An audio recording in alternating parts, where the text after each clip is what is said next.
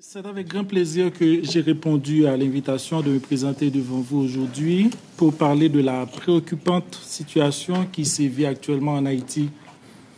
Je dois avant tout vous féliciter, vous remercier pour votre intérêt pour mon pays. Comme vous le savez, la réalité sur le terrain est difficile. La violence orchestrée par les bandes armées bloque le pays et plonge des millions d'Haïtiennes et d'Haïtiens dans une crise humanitaire aiguë. La violence a débuté depuis un certain temps et a atteint un degré odieux avec l'assassinat du président Jovenel Moïse le 7 juillet 2021. Depuis, le vol, le viol, le kidnapping font partie du lot quotidien des Haïtiens. Depuis 2 mois, Haïti est quasiment à l'arrêt. Le blocage par les gangs du principal terminal du pays empêche la distribution du carburant sur l'ensemble du territoire national. La rentrée des classes pour l'année académique en cours n'a pas encore lieu. Ce sont plus de 2,4 millions d'enfants qui n'ont pas encore la possibilité de regagner leur salle, restés enfermés chez eux depuis le mois de juin 2022. 4,7 millions de personnes, soit près de la moitié de la population, sont en proie à des niveaux élevés d'insécurité alimentaire. Dans la foulée, l'épidémie de choléra a refait surface, faisant déjà une 50aine de morts. C'est dans ce contexte que le gouvernement haïtien a fait appel à l'aide de la communauté internationale, l'invitant au déploiement d'une force spécialisée pour faire face à cette crise sécuritaire et humanitaire. Ce n'est presque plus un secret, le Canada est très bien placé pour conduire ce qui pourrait être une mission internationale qui serait déployée en Haïti pour aider les autorités à répondre à ce besoin immédiat de sécurité. C'est un soulagement car le Canada, faut-il le rappeler, est l'un des partenaires qui jouit d'une très prestigieuse réputation en Haïti et qui a déjà présidé plusieurs réunions internationales sur Haïti au cours de cette année. L'intérêt que le Canada, les Canadiens et les Canadiennes portent à Haïti est sans conteste. Oui, il y a un débat autour de l'envoi d'une force militaire en Haïti.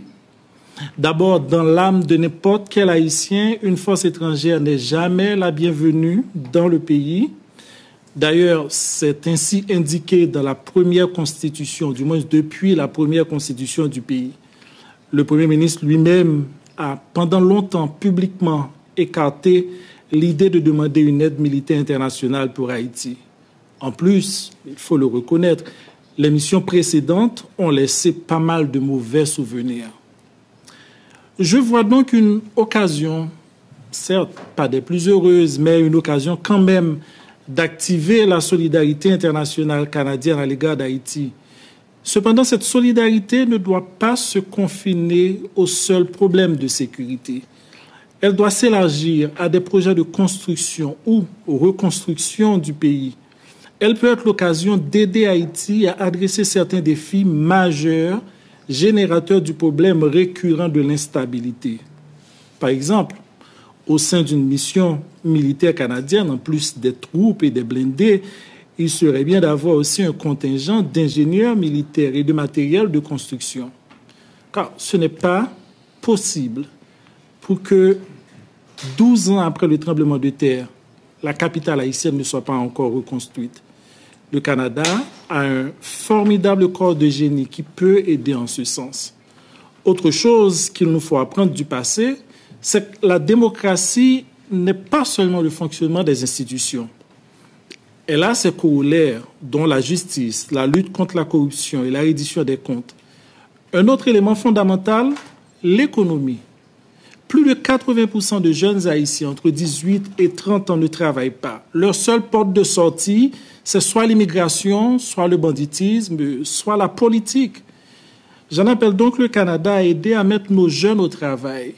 L'aide humanitaire n'a jamais aidé à reconstruire un pays. Les Haïtiens ne se relèveront pas avec la charité. Ils ont besoin d'aide pour se mettre au travail et gagner leur vie dans la dignité. Cela nécessite évidemment un énorme investissement, mais aussi et surtout une volonté accrue de faire quelque chose de durable pour Haïti.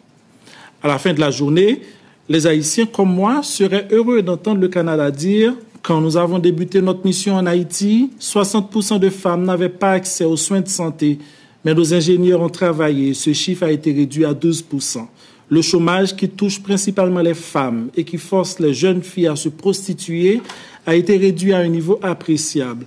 En plus de dire, évidemment, il y a un président, un parlement, Port-au-Prince à connecteur, reste pays, etc.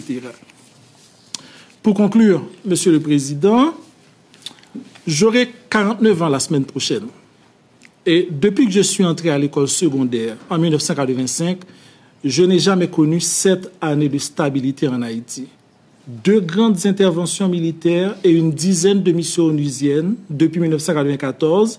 On s'approche vraisemblablement vers une 3e.